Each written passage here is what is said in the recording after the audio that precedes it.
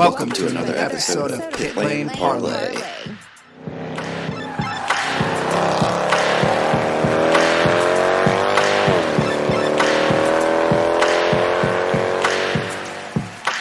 Edition here. I am joined by Dutch reporter Jeroen Demmendaal. Jeroen, thanks for taking some time out of your evening to talk a little bit about Rinus Veekay.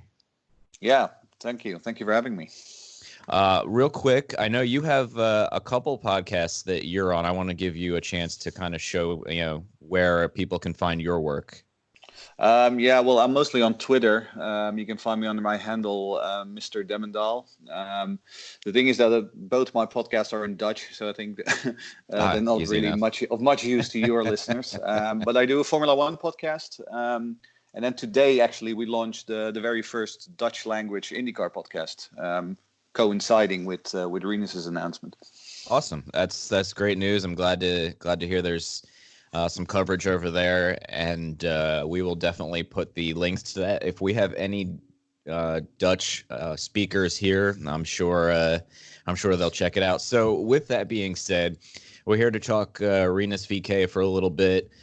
You know his background probably better than a lot of people. So what should people expect from Rinus Veekay, the driver? Well, what always struck me about Rinus is, one thing that people shouldn't forget, he's only 19 years old, but he drives like a veteran.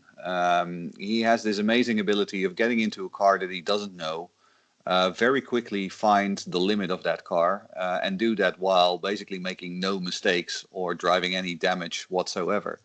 Those of you who have followed him on the road to Indy will know that in USF 2000, in Pro Mazda, and Indy Lights, he immediately got up to speed, immediately fought for wins, for podiums, for championships, and all the while almost, like I say, not causing any damage, not getting into any trouble. And I fully expect him to do the same thing when he gets to the NTT IndyCar series. So before I go more on Rinus, we have a pretty interesting rookie battle between him and Oliver Askew.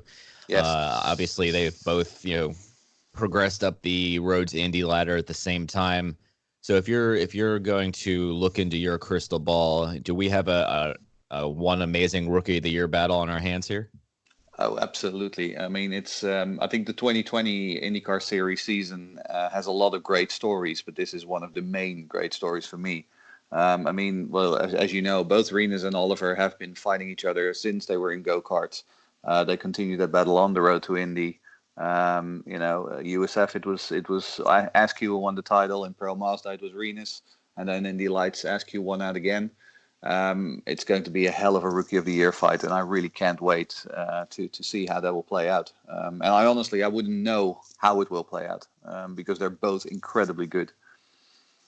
Yeah, it's pretty interesting to think about. Last year we had Colton Herta versus Felix Rosenqvist as kind of the top two favorites all year, and they were a Ganassi and Andretti driver, or essentially an Andretti driver. This year, it's kind of two middle-tier teams in Ed Carpenter and Arrow McLaren, Schmidt Peterson. So I'm very curious to see how both guys will do. But back to Rinus, take us through kind of his racing career up to the road to Indy. I know he raced before that, and pretty much everywhere he's been, as far as I can see, he's been quite successful. Yeah, he has. He was a star in karting, like most successful race drivers are. But the interesting thing is of course, he's a Dutchman, so he comes from Europe, and most young European drivers then decide to follow the European racing ladder, right? So you start in Formula 4, go to Formula 3, and so on and so on. He deliberately decided to come to America, and I think that was a very smart decision, because of course it's more crowded here in Europe. There's maybe somewhat more money to go around, but there's also a lot more people fighting for those sponsorship funds. And I think he made a smart move in America, because America also has the scholarship program. That's what makes the Road to Indy, in my view, such a great program.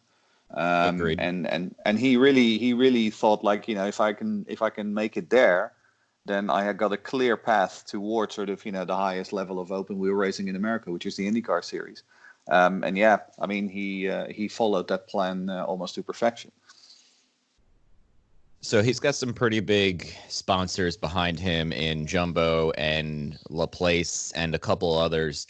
How did he get hooked in with them? I think at least Jumbo's been with him for quite some time in the sponsorship world. Yeah, well, the thing with Jumbo is that his father, Rinus's father, is pretty good pals with the CEO of Jumbo, because Rinus's father used to be a race car driver. And the CEO of Jumbo, he is a motorsport fan, and also drives some race cars in his free time, really. He has a World Endurance Championship team in which he's one of the drivers. So, I mean, I don't know the ins and outs, but it's pretty clear indeed that pretty early on in Rinus's career, they decided sort of like, this is a kid that we want to support. Jumbo has a way of finding sort of these standout talents. They also do road cycling. They also do speed skating, where they find these talents and that they really back up and then hope to sort of just take them to the top. And that's what they're doing with Rinus now as well. And as long as Rinus delivers, they help him out. Yeah, they seem very involved in motorsports. I think they're pretty big Max Verstappen sponsors as well. Yeah, they're personal sponsor for Max Verstappen as well, indeed. And Max Verstappen, yeah, I mean, in Holland, he shows up in television ads for Jumbo, because Jumbo is one of the biggest grocery chains in Holland. So, yeah, I mean, I wouldn't be surprised if somewhere next year we see a joint Rinus Veekay Max Verstappen TV ad for Jumbo. I think that would do wonders for IndyCar TV numbers. Speaking of which, since you brought it up, is there a TV contract over in the Netherlands? Yes, there is. That location for people to watch IndyCar. Yeah, there is, and I mean, I think that's one of the benefits, because it's a pay TV channel that broadcasts both Formula One and IndyCar, and I think especially following in recent years when Max Verstappen really started becoming a star in Formula One, there's been quite a few Dutch motorsport fans who've been thinking like, well, okay, this is cool. What else is there? And so quite a few people. I mean, it's still a niche interest, but quite a few people have discovered IndyCar racing and the competition of it. I mean, especially, if you compare it with the sometimes more timid goings on in Formula One, especially earlier in this season. And now, of course, like I say, I mean, the Dutch are, if anything, they're very chauvinistic. They really support their countrymen. So I expect the interest in IndyCar racing to really take off next year, as it has done in Sweden when Ericsson and Rosenqvist jumped in this year. Yeah, it's funny you mentioned that when Ericsson and Rosenqvist officially joined IndyCar, we noticed that we were starting to get more listeners from Sweden. So I hopefully the Dutch fans out there start listening here as well, in addition to your Dutch language podcast. So, Rinus as a driver, there are guys like Scott Dixon who are very methodical in their approach and, come from last to first, like it's no big deal. We have super aggressive drivers, maybe like a Colton Herta or Santino Ferrucci. Where does Rinus fit in for those who haven't watched much of the road to Indy in terms of driving style? Well, the thing is, I remember a few years ago, somebody asked him, like, who do you see of the current IndyCar crop? Who do you see as your as an example for you? And then he named two names, which was Simon Pagenaud and Arie Luyendyk, of course, the Dutch racing legend who sort of also acts as a coach for him. And I think there's a lot of similarities there. Rinus is pretty calculated in his driving. He doesn't take unnecessary risks. He plays a long game, right? I mean, if he knows that he is in a race and he just doesn't have a race-winning car under him, he'll settle for second and for third and just bringing the car home rather than do a do-or-die move for the lead, so to say. So I think he's again, despite his age, he drives like a veteran. He drives very smart, and as a result of that, sort of like I say, he almost finishes all his races. So I think that is more the approach that you'll see from him this coming season as well. Yeah, I think that's a great spot to be in, for a rookie driver, is to take the methodical approach. Being part of Ed Carpenter Racing means he's probably going to qualify pretty well at the Indy 500. this Yeah. May. What has Rinus's experiences so far on ovals been like for him through the Freedom 100 and down in the lower road to Indy over at the Indianapolis Raceway Park?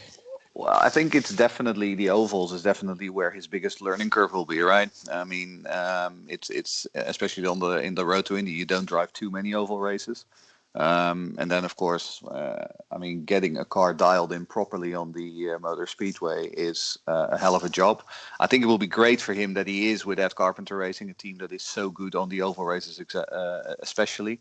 I think he can learn a hell of a lot from somebody like Ed Carpenter. And yeah, I mean, I think he'll just, like you just mentioned, I think he will take that very methodical approach and just sort of slowly but surely find his feet there. And then, hopefully, like you say, he will qualify well and race well.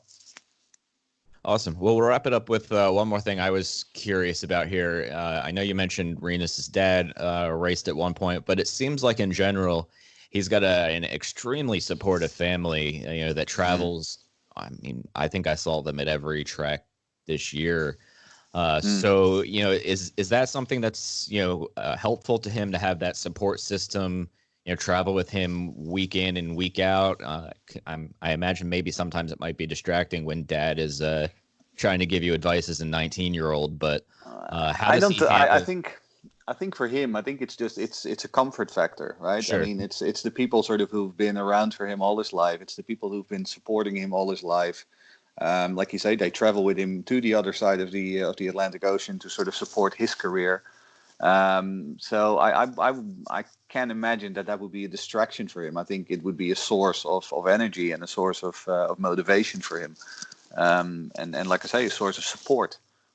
Which makes him sort of feel at ease and just sort of he doesn't have to worry. He knows they always have his back, and I think it's an upside. It's very much an upside for him. Yeah, that's great. I know at 19 I often did not take the advice of my dad. So and I know Rinus is much smarter than at 19 than I was. So great for his family and anybody who helps support him. It seems like he's got a really good support system between his manager and everybody involved. Obviously, having Ari Lyondike as your kind of driver coach is never. Yeah, it doesn't hurt, huh? No, that doesn't hurt. I might have gone somewhere if I had him as my racing coach when I was doing go-karts at 9 years old. Yeah, exactly. Well, with that, we'll wrap this up. Just wanted to give everybody a little bit of insight on the newest IndyCar rookie from my man Jeroen here. Jeroen, I appreciate the time. I will put your podcast link in our show notes so people can check it out if they understand Dutch. If not, they can follow along anyway. Yeah, absolutely. And the more the merrier. Yeah, exactly. And I appreciate you coming on and spending some time with me today or I guess tonight over in Sweden where you are. So thank you very much, sir, and look forward to talking to you again throughout the season. Yeah, thanks very much.